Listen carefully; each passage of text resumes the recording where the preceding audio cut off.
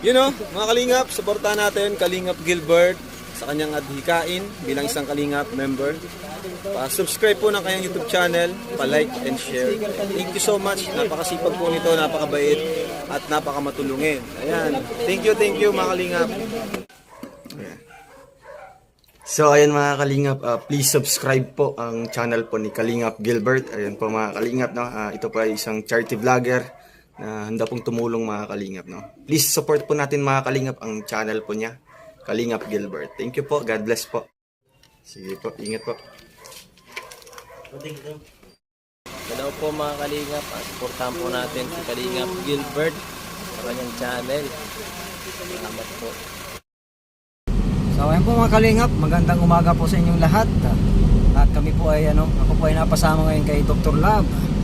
At kami po ay magbablog. Sinama po niya ako kay Marian. So kasama po natin si Dr. Love. Support natin si Kalingap Gilbert. Siya po yung sinasabi ko sa inyo sa mga vlogs ko na supportahan natin. Tulungan natin ang kanyang channel na magka-views dahil may pangarap din po siya sa pagtulong. Gusto niya rin makatulong doon sa ating mga kababayan na kapos at mahihirap po. Ayan po mga Kalingap. At kaya po ako napasama kay Dr. Love at ako po ay mag-scout. Si Kuya Bal po ay nasa Naga po. Ayan. Kami po ay nandito sa night, di po kami nakasama kasi limited lang po yung pwedeng isakay doon sa sa sasakyan. At sila po ay pupunta ng ano yun? Naga. Sa Naga para ipagamot yung si ate May kapansana. yung may po sa may diferensya po sa pag-iisip. So nasumpungan ko po si Dr. Love. Binusinahan po niya ako. Kaya sabi niya sa akin kung saan daw ako magpupunta. Sabi ko po ay ako po ay mag-i-scout. Kaya sabi ko sa kanya, sama na lang ako sa kanya kasi mag-i-scout din siya. Kaya mga Kalingap, sumama po ako sa kanya. Kaya kami po ay ako po ngayon ay kasama niya sa pag-scout.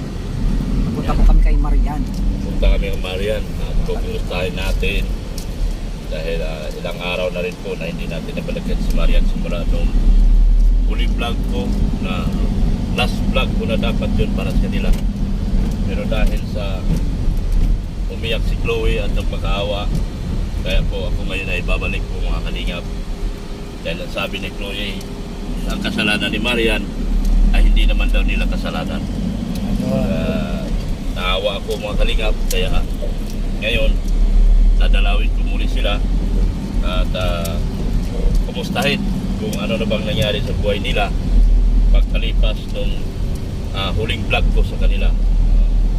Supportahan niyo po kami mga Kalingap. Para mabigyan din ng linaw kung ano talaga yung nangyari talaga. Oo. Talagang ako lang masusunod. Ihinto ko na talaga ang pagtulong sa kanila ni Marian. Dahil parang wala namang nangyari doon sa lahat ng tulong na ibinigay natin sa kanila. Pero dahil sa pagmamakaawa ni Chloe at sinabi niya na titigil na raw siya sa pag-aaral, doon ako nanghina. Napaghinaan ako ng loob mga Kalingap dahil siyempre bilang ama, naisip mo yung anak mo na titigil na lang sa pag-aaral dahil wala na sila makukuha tulong mula sa akin. Medyo nabuha na Nalungkot ka talaga. nalungkot ako doon. Kaya ngayon, after mga several days, napag-isipan ko na bumalik sa kanila. At tama-tama naman na nasumpungan natin si Kalingap Gilbert Yun. na sa daan, kaya sinama ko na rin po. Yun. Mga Kalingap. Kaya ngayon po mga Kalingap, napasama tayo kay Dr. Love. Punta kami at kumustahin natin kung talaga bang pwede na silang iwanan or tuluyan na ba nating iwanan or kailangan pa nating tumigil pa ng mga ilang panahon dahil sa kulang po talaga. Naawa ako kay Chloe talaga, sobrang awa ko. Umiyak kasi na tumatawag sa akin at sinasabi paano na raw sila. Kumbaga Dr. Love ay siya yung ikaw talaga yung pinupunta nila kasi alam nila na talagang ikaw ang makakatulong sa kanila. Tama yan, tama. Kaya alam mo naman po, ang Team Kalinga po sa larangan po talaga ng pag-charity, pagtulong. Ay talaga pong malalambot po ang puso ng mga charity vlogger ng Team Kalinga. Totoo yan.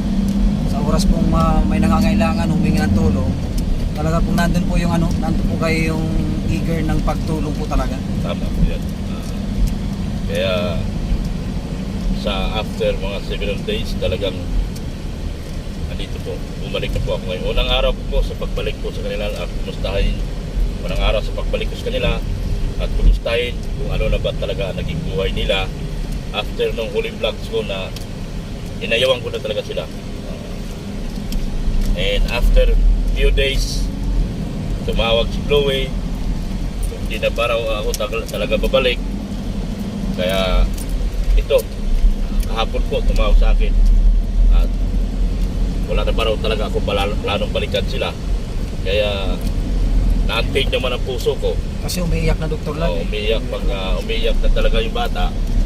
At si Chloe naman, ilang kasalanan. Si Marian lang ang may kasalanan sa lahat ng ito.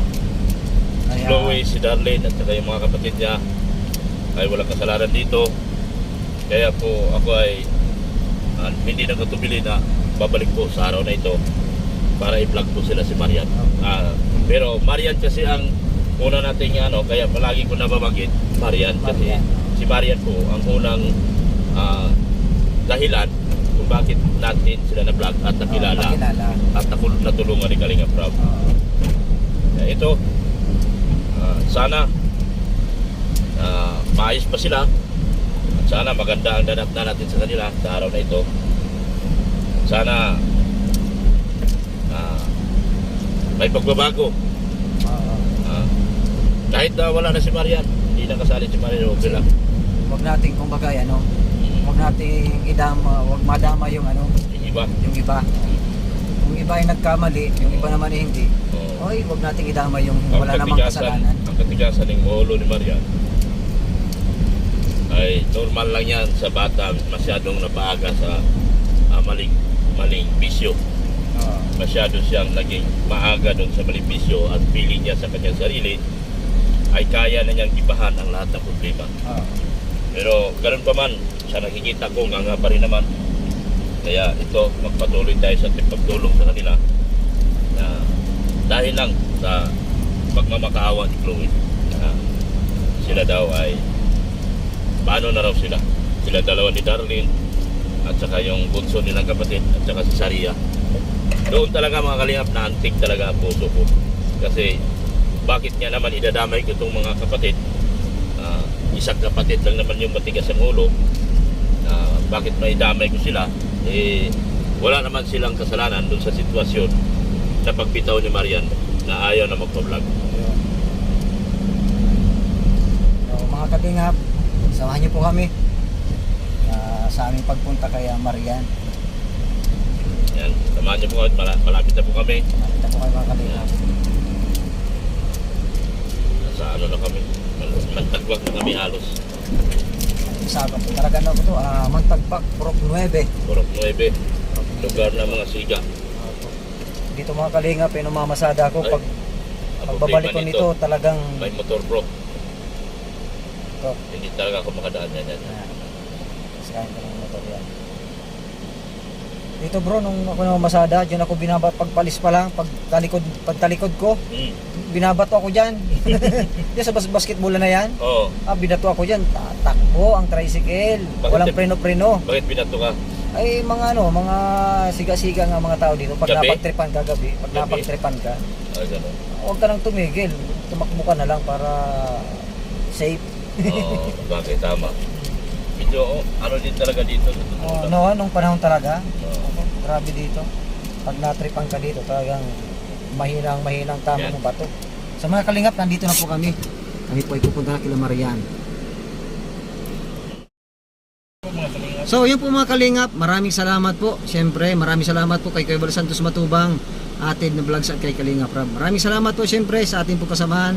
Kaya Dr. Lab na isama po niya tayo sa pag-scout ngayon. Maraming salamat po mga kalingap. God bless po sa inyong lahat.